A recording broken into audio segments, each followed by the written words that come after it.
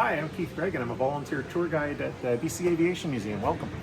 The mandate of this museum is to present aviation in British Columbia, and particularly the Victoria. If you look at a map over here on the wall, it shows you before and after.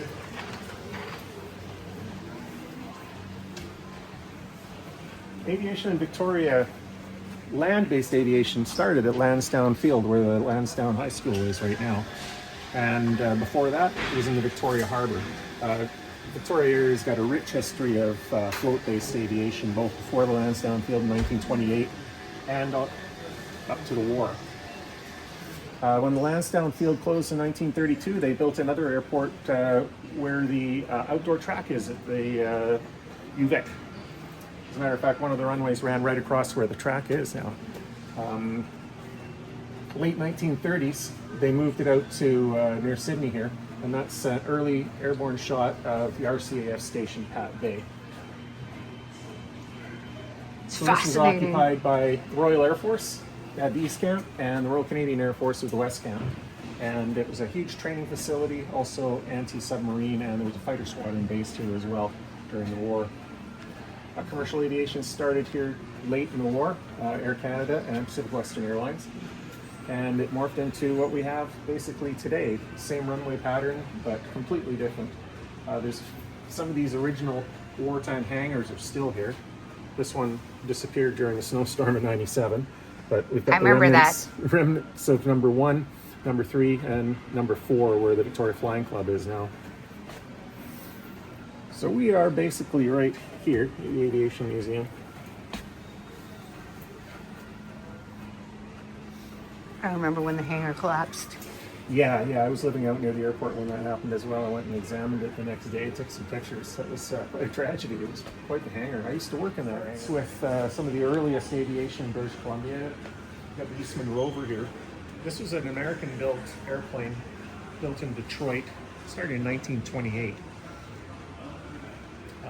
Jim Eastman, I think he was the brother of the Eastman that formed Eastman Kodak Company. Anyway, he built 19 of these in his factory out in Detroit. And when the stock market crashed, he basically lost everything, but he took 5 of these and he flew them out to the west coast of Canada and ran them out of Havilland, British Columbia, basically for mining exploration. And he also did a medevacs. Interesting airplane in that it's completely made of wood, and then they screwed aluminum plates over the top and the bottom of the fuselage for extra strength. If you look at the airplane next door, slightly newer plane, but it's all made with tubing and fabric. So this is absolutely unique. You'll never see another one of these anywhere in the world, because they were all destroyed. All 5 of them that came out here were utterly destroyed. And up until about, 25 years ago, nobody knew there was any parts of these around except for a couple of farmers.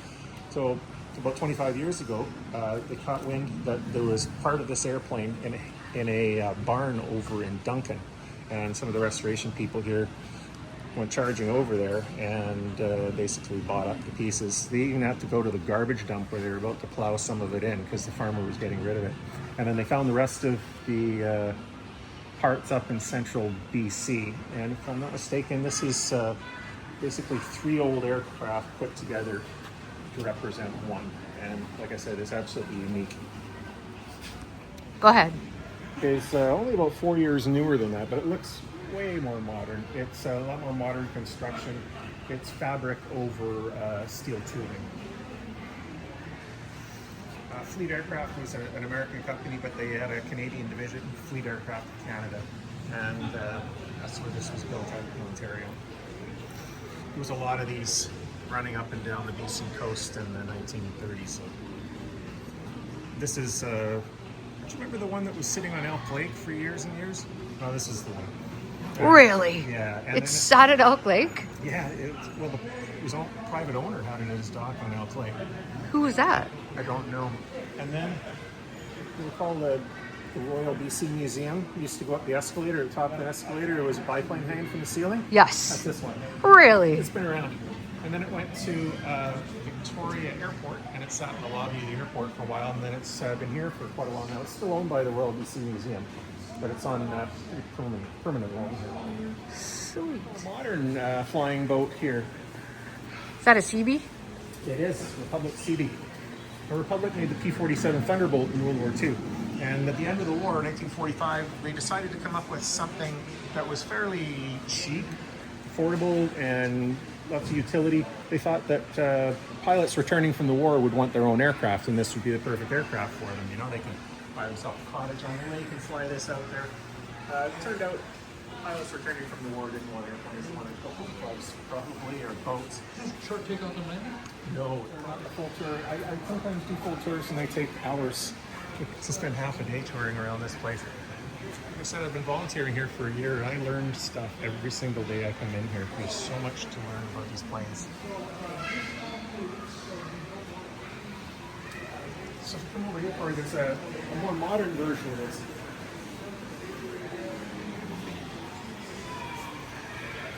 If you look at the CB there, it's fairly clunky. The permanent pontoon there. The landing gear doesn't retract, it just folds backwards, but it still causes quite a bit of drag. This beautiful machine here was built in the early 1970s to basically mimic the old CB, but a much more modern version. The landing gear retracts flush into the wing, and the pontoons are out right up here. These just fold down on a hinge here. So as soon as you take off, you retract them into the wing and get rid of all that drag.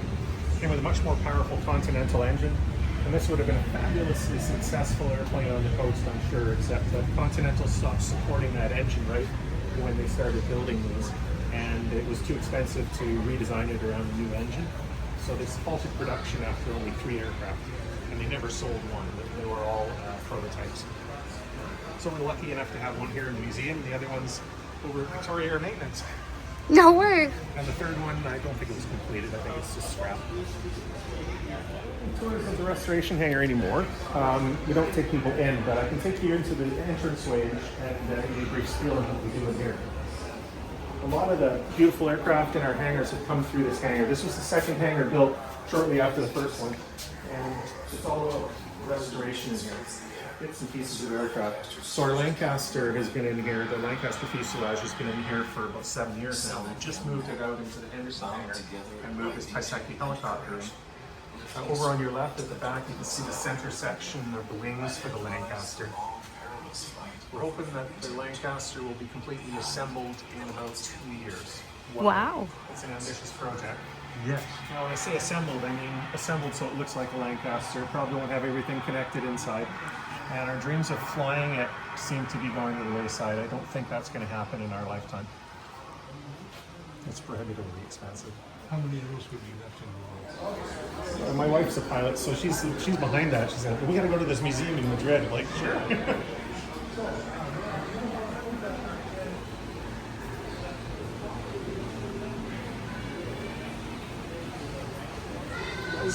If we go down this center section here, these are replicas of World War I fighters. They're 7/8 scale, but they were built by individuals in their homes, and they both actually flew. Yeah. This one here, very lightweight. This is not the original engine that was built. It flew on a Rotax engine, and it was so light it was able to fly under the ultralight category. And he built this in his garage and flew it around. You can still buy the plans to build one of these in your garage for $170. I mean, you got to buy all the parts.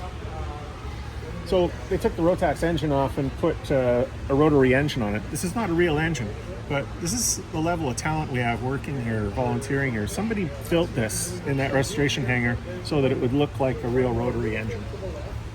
It's pretty incredible. The rotary engine, I'm not sure if you're familiar, crankshaft stays still and the engine goes around the crankshaft. That's something that when I was away that I had explained to you. Yeah. And the castor oil in there. That's right, yeah. The pilots would come back covered in castor oil. Yeah. Use as much castor oil as fuel, probably. And this one here, the SC5, similar, had a more modern engine. When the owners flew it, when we brought it to the museum, we put a proper replica engine in it from what it would have in World War I. This was a great fighter in World War I. In retrospect, by the Second World War, they looked back at this and said, this was the Spitfire in the First World War. Yeah, 2 machine guns, one of which they could actually point up and down, close the gun, the fighter, and move the gun, shoot up. It's the real Philippines. He was a Spitfire pilot. Tragedy to lose his life, but to lose a Spitfire is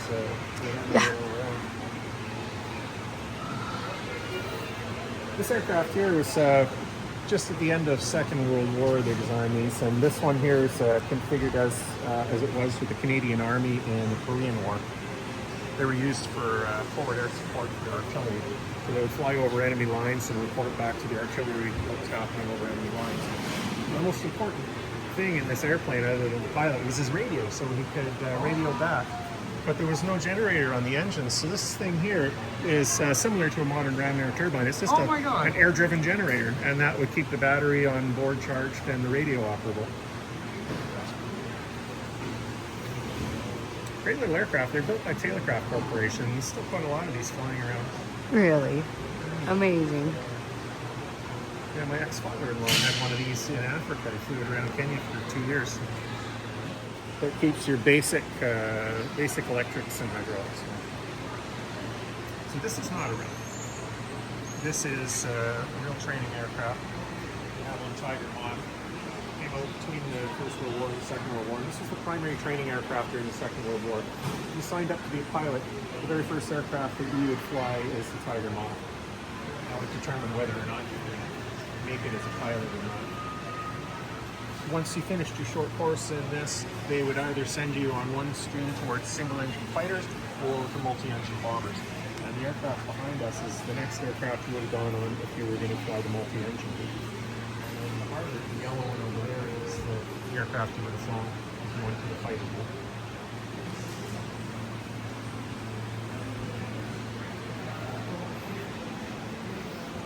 Now this airplane was in operable condition when it came here. The wings were removed for painting. They're going to be back on there pretty soon. The engine operates. Yeah, it's a bit wingless right now. But It's a bit wingless. This was owned by a fellow up in Nanaimo who flew it actively until he donated it to the museum. There was also one of these based in the Victoria Airport in the 80s. A guy named... There's a heck of a rain going on out there. You can hear it pounding on the roof. My uncle was a pilot in the Second World War. I know nothing about his flying, but his aircraft did fly the longest time. And I used to wear them as a kid. If you walk up those stairs, or you can see inside, it's very sparse in there. It wouldn't have been very comfortable to be a crew member on this. This was a training aircraft, and it used to train pilots in multi-engine. You notice there's only one pilot seat. Huh. You'd stick a second pilot seat at a control column in when they were doing pilot training, but they would leave that seat out when they were training navigators on radio. So, the typical training mission here out of Victoria, there was tons of these in Victoria. A typical training mission would be one pilot, qualified pilot, and then 2 trainees, navigator, on the air. Why do I know that name? Avro Lancaster. The landing gear on this was hand operated. You have to turn this 180 turns to bring the landing gear up or down.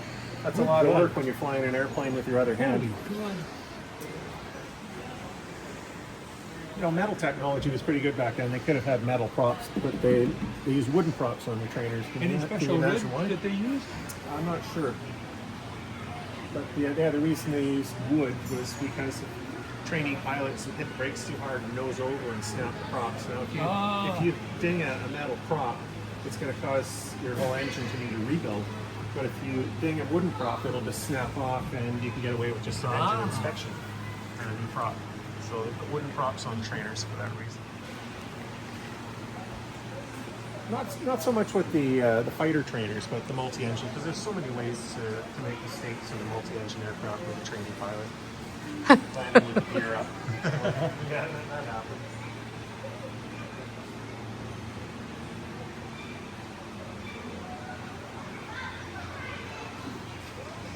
I remember church flights in Victoria. I remember the night one.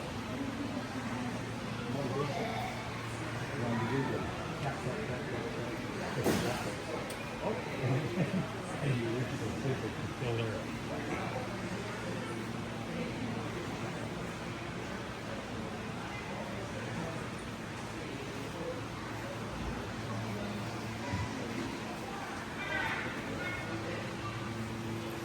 Well, there's a whole other hangar to see over here, so I'll give you a brief tour of the other hangar, and then by that time it should be our turn to go out and see the Mars. All right. Hope the rain stops.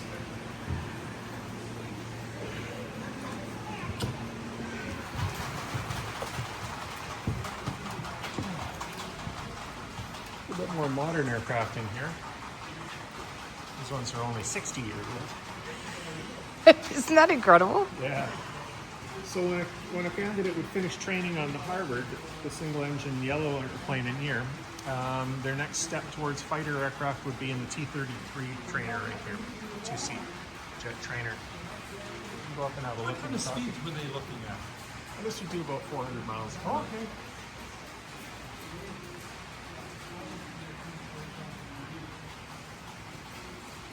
The jet in front of it would be a wee bit faster, Mach 2.2.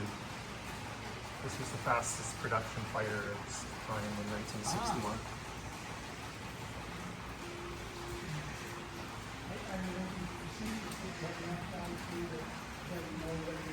Yeah, you probably haven't seen this at the Eastman Sea Museum in a while. This aircraft here has only been at the museum for 2 years. Oh.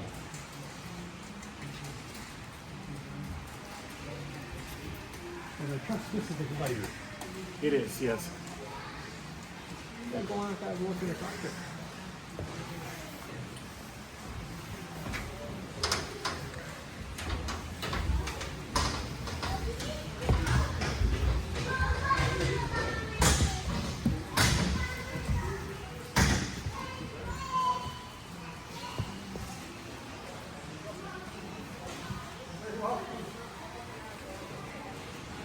Believe it or not, this was still in service with the Royal Canadian Air Force till 2005. It wasn't 5 years, so it anymore. Yeah. Yeah, as long as they don't go in. Yeah. Okay.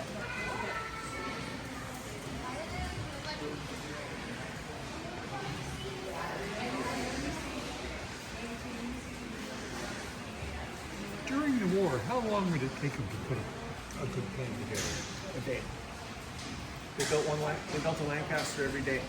Oh, It took them 24 hours to build one. my father worked in the shipyard during the war. And he said sometimes the ship would be, Canadian ship would be 4 or 5.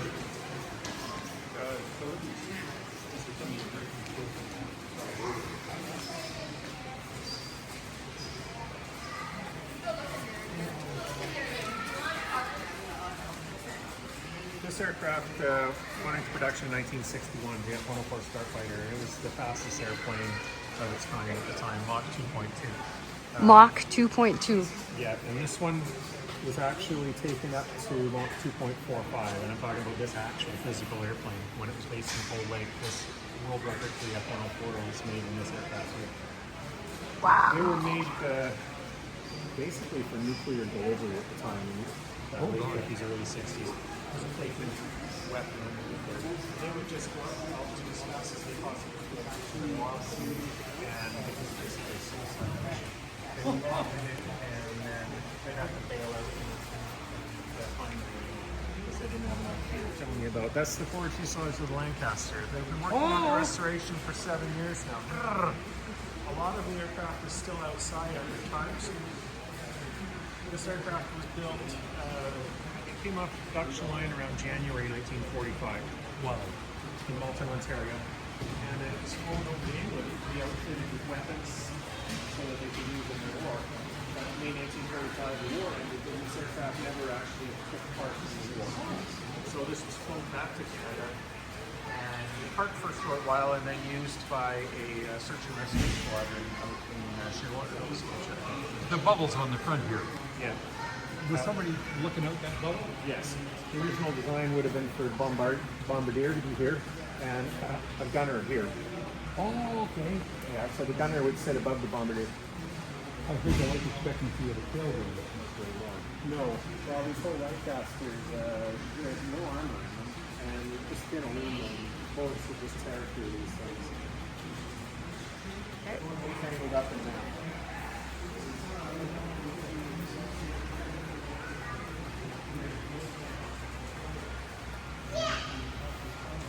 Go ahead. It's a fabulous airplane. Yeah, 1947 design. These engines, Rolls-Royce Dart, were so far ahead of their time that these engines are still in commercial use today on some airliners. Hawker Siddeley 748, Fokker F-27, the surviving ones still use these very same engines. This was the very first pressurized turboprop airliner. Vickers Viscount, made by Vickers Corporation in England. Designed, conceived basically in 1947, went into service in 1953. Trans-Canada Airlines, the predecessor to Air Canada, started running them in 1955, and they had a fleet of about 60 of these and ran them right up until 1973. This airplane would have basically done what the Dash 8 Q400 does today: Victoria, Vancouver, Vancouver, Kelowna, to Calgary, to Winnipeg, and some short haul over to the United States. Very successful airplane for Trans-Canada Airlines. Good safety record. Passengers loved it. Flight crew loved it. Quite noisy by today's standards, but the vibration is almost disappeared compared to piston airliner. Oh, really? If you got a piston engine, radial piston engine, it's got pistons going up and down in all directions. It's just shaking and running. These are jet engines, basically. Yeah. Power. Very smooth. A lot of noise, but very smooth. They're only going one way. Yeah. So it's a very comfortable airplane to ride in. I'll take you inside and show you. We're gonna go inside.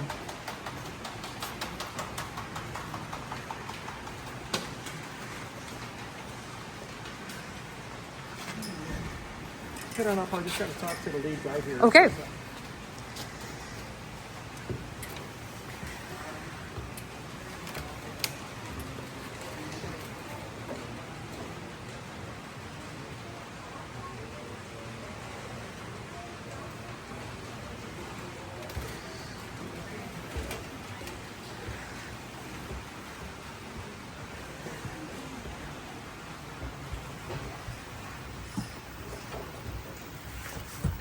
Particular aircraft was retired by Air Canada in 1973, and it was flown by a charter company for a year or two, and then it went to BCIT, and it was used for training aircraft mechanical engineers for decades. Yeah, they did a lot of damage to the aircraft over the years, as did sitting outside in the rain and all sorts of weather. But about 25 years ago, the museum acquired it, put it on a barge, and brought it over from Vancouver. Oh, gosh. And it was restored here, mostly by ex-Air Canada employees. Oh! Those are people who sponsored a seat, because it had no seats, so they had to build seats for this thing. And I think at the time it cost $300 to build a seat. So all those names are people that donated $300 or more to the cause, and had seats built. I see there, somebody's going to build non-reclining seats now. Look at the seat pitch in this. It's utterly luxurious compared to economy nowadays. But back then, everybody The leg room. paid the same amount, and it wasn't cheap. It wasn't until the 1970s. Everybody gets a window? Yeah, no, not quite, but no middle seats. The concept of low-cost airlines started in the 1970s, and the only way you can get a low-cost airline is just jam more people in it. That's about it. Because the airplanes aren't getting cheaper. So now you What year is this one? came into service in Air Canada in 1955. Wow. Trans-Canada Airlines. Became Air Canada in 1965 and flew until 1973.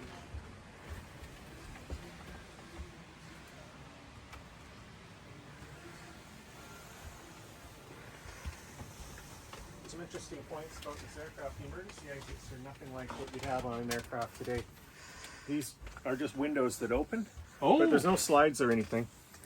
What the people would have to do is reach up into the ceiling here, pull this panel out, and grab a rope. And they would lower themselves down off the back or the front of the wing using a rope. Gosh. So you needed a little bit of agility to be on an airliner back then, or you'd just roll off the wing, I guess.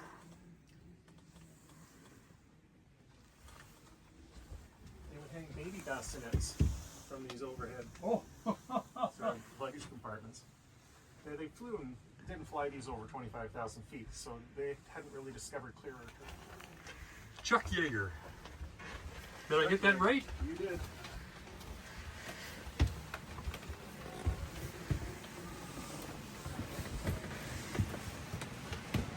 What is it? Yeah, camo.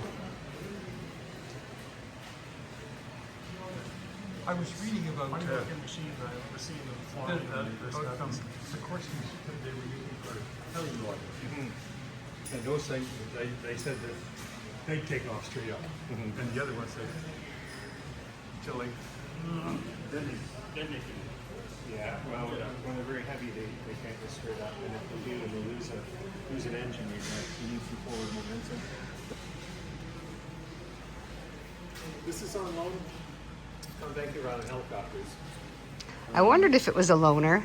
Yeah, they'd still be using it, but they can't get parts out of Russia for it. Is Okanagan helicopters still around?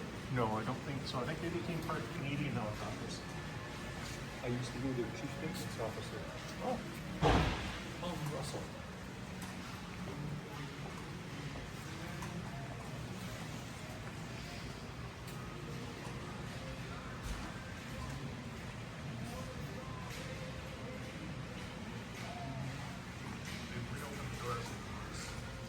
on board the aircraft, so by the time we have a look at the outside, we should be able to go on the Sweet. inside.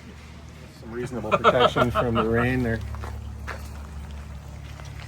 So this is our star attraction these days, Martin Mars. It's got the wingspan of a 747. There's 200-foot wingspan, 120 feet in length. What you're looking at here is essentially a boat. You see, it's got wheels on it, but those wheels were never meant to be on the aircraft when it's in motion, other than when it's being pulled backwards by a tug out of the water and then pushed back into the water. And there's only 2 of these guys left?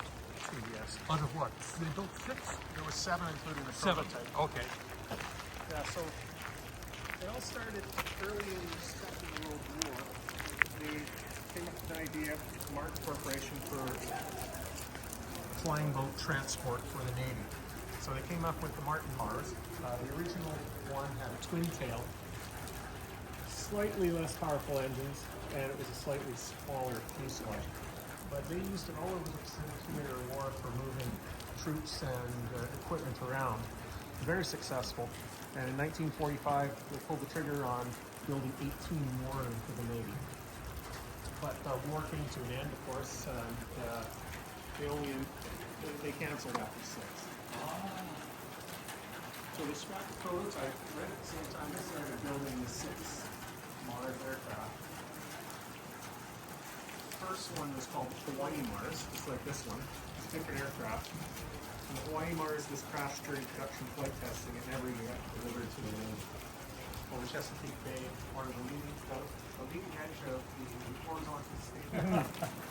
I'll finish the history on the Mars. There's 4 of them that were retired in the late 50s in Alameda, and they were put on their beaching gear and dragged up on the beach and sold for scrap. The 4 of them were sold for scrap for a total of $25,000. Meanwhile, a consortium of lumber companies in British Columbia was trying to find ways to fight fires more efficiently than sending ground people in. And they did some testing on growing goose aircraft, and they realized that, yeah, a flying boat would be perfect. So they went down and made a bid for these 4 aircraft, and they got them for a total of $25,000 each. So good to be a scrap dealer, I guess. But they bought all 4 of them in 1959, and they flew them right here to Victoria Airport, where they converted them to water bombs. Unfortunately, one of them never even got converted. 1961 Hurricane Frida, which was the last hurricane that ever hit Victoria. It broke its moorings. These cables you see, just like this, it busted them and went flying through the air and hit a hangar and was destroyed. So that left 3 aircraft. And I just realized I never did look to the end of the range. So we had 3 that were converted into water bombers. They crashed one of them into a mountain just north of Nanaimo in 1961 and killed all 4 people on board. There was one down on the Bella had water bomber. Yeah, it was a PBY cancel like that. Oh, okay. Yeah. So from 1961 until now, there's only been 2 Martin Mars aircraft, and they were both successfully run as water bombers in the province. Forest Industries Flying Tankers ran them. This was the consortium of lumber companies until 2007 when Colson Aviation bought them. And they parked the Philippine, and they didn't use it as a water bomber anymore. But the Hawaii Mars here was an actual water bomber until 2015.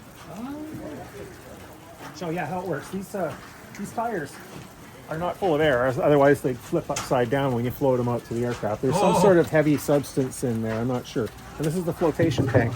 So when the aircraft is sitting out at its mooring on the lake and they decide to bring it onto shore, they float these tanks out, attach them to the aircraft with the wheels at the bottom, and then they tow it up to the ramp and tow it out of the water to work on it. But they spent a lot of their time on the water, and this airplane is 80 years old and it's never been indoors. Good God. Keith, you want the door left open? Yes, please, Rob. We'll be in there shortly, and I'll close it when I'm done. Thank you. So the pickup system, this is really, it's got 2 probes. And I'll show you a probe inside to get a better look at it, but they're basically 8 inches across.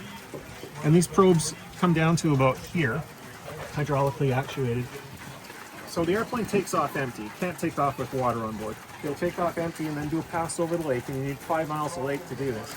They would touch down at 70 knots in the lake and just skim the water, and that probe would come down, and they would pick up water at the rate of 1 ton per second.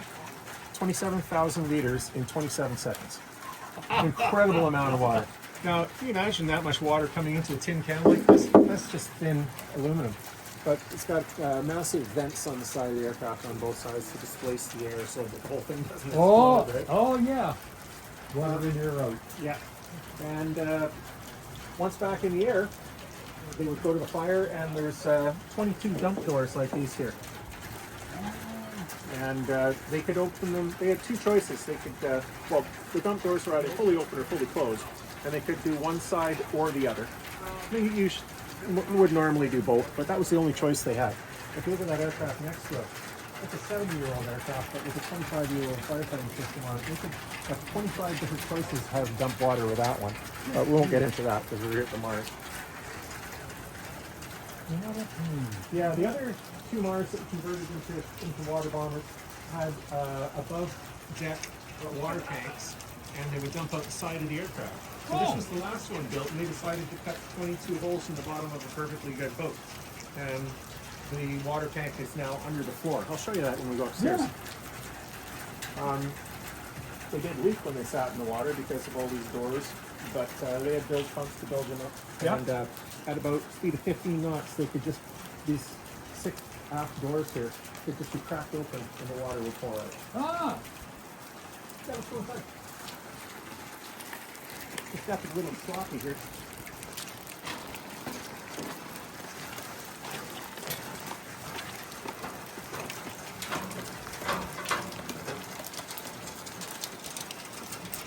Once you step coming in, there's a step over, and then another step down.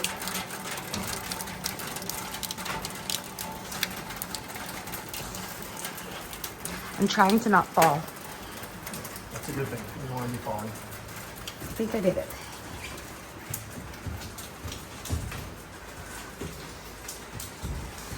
So you can feel the airplane is sitting on a slope. It's not in its natural environment here. On the water, the aircraft would be perfectly level, but just the way it sits on land, it sits slightly nosed up. This is what we call the tank room. This would have been in the Second World War and past. This would have been all empty, nothing in here. They could put 6 Jeeps in here. They had a built-in crane system that they could open these massive cargo doors on the side and crane Jeeps or other equipment in. So this is converted to a water bomber. It's the only one of the Mars fleet that had the water below deck. Ah! And what we're looking at here from above is those dumping doors. Ah, And the probes are attached underneath these elbows here. Now here's a couple of spare probes, one on either side. You can see that's a small hole. 1 ton of water per second. That's a lot of water. But they carried spares here, and they could actually swap them out in flight if necessary. I don't think they would have wanted to do that, but they could do it. These were prone to some damage if you hit logs or any other debris in the water. There's 5 tanks on board with gel to mix with the water. This would pick up pure water, and then they would inject gel into the water to make it more viscous and stick to trees. Drink some water. It keeps the water together. And, and it sticks to foliage. Yeah. what you're looking at here is all this, the injection system here. If you trace it all back, it goes to one of these 5 tanks here.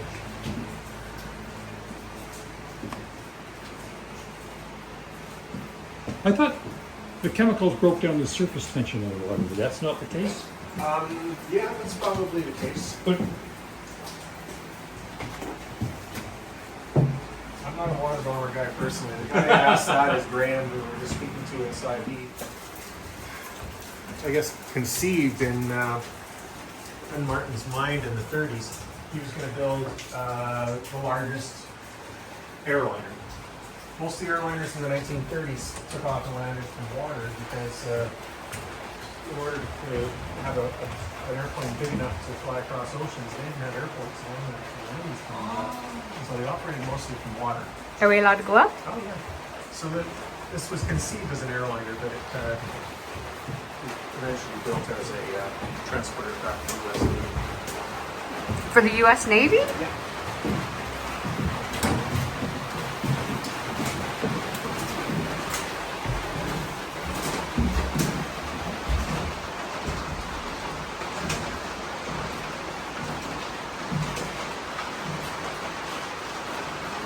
This airplane is, everything is open. There's no panels covering anything. Yeah. If you're a mechanic and you're inspecting things, you can see every nut, every bolt, every cotter pin. There's a hydraulics there for assistance on the flight controls. The flight controls are controlled by push rods. You can see them above our heads here. oh, Rudder and elevators. So these travel 120 feet forward to the cockpit and are hand controlled. So they're hydraulically assisted because you have an awful lot of weight. The ailerons, as you see when you look into the wings, have the same sort of controls, but they're not hydraulically assisted. So you need fairly strong arms to fly this airplane. God.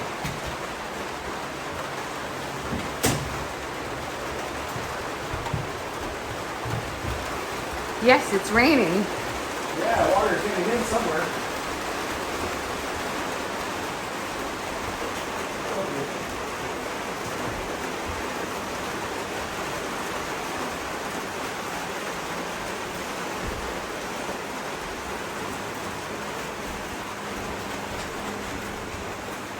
This is what we call the generator room. Watch your head as you come in here.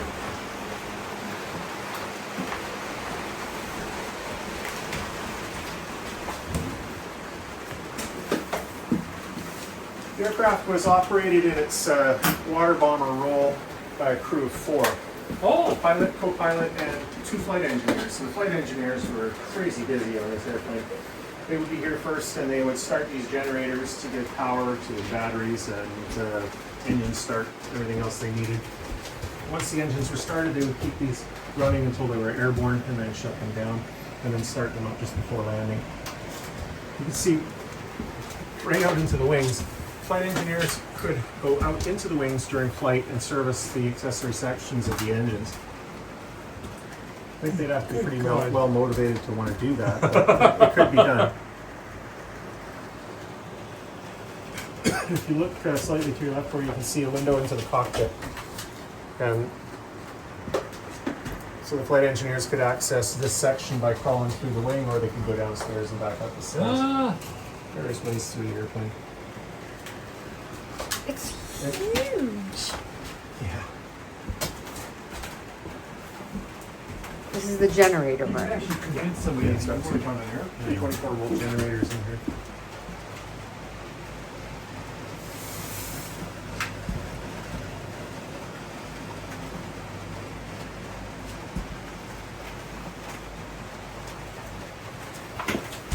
Fascinating.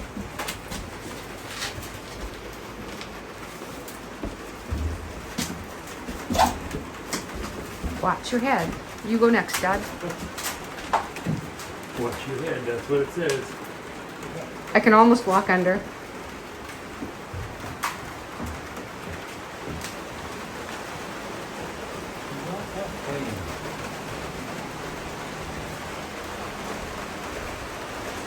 Well, it's raining pretty hard, but if you want, we can go up to the front of the aircraft and get a good view of the nose.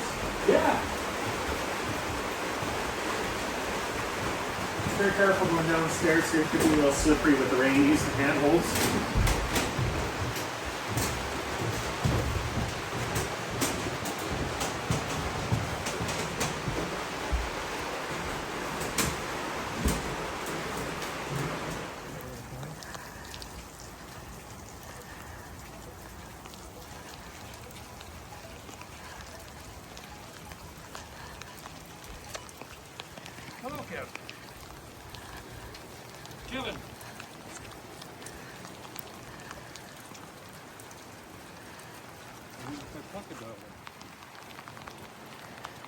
If you want to do a part two in the drier weather in the spring, get a hold of me and I'll take you through the forward and the cockpit.